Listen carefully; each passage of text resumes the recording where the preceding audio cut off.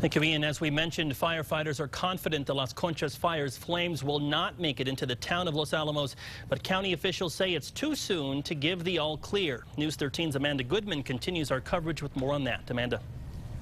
Well, Tim, there are a lot of moving parts in trying to reopen a town. On top of that, the police chief says they're still working out the logistics on how they're going to get all 12,000 people back into town safely. Now, we're told a big piece of this puzzle starts right here at the hospital up behind me.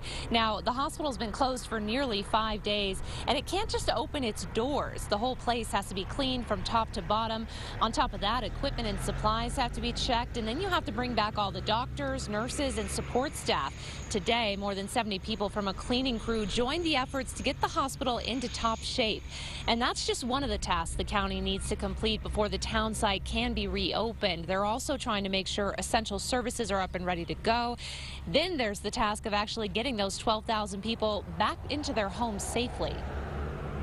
Concerned about the area, particularly from 285 on 502 all the way up to the top of the mountain, because of the type of roadway it is, the type of shoulder that's there, the lack of good cell phone coverage in that area.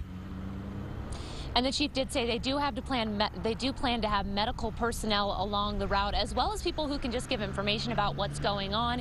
And he said prepared to be sitting in traffic for a little while. Now, as far as the final details of how they'll be able to notify everybody when it's all clear to come home, those are still being worked out. Tim, back to you.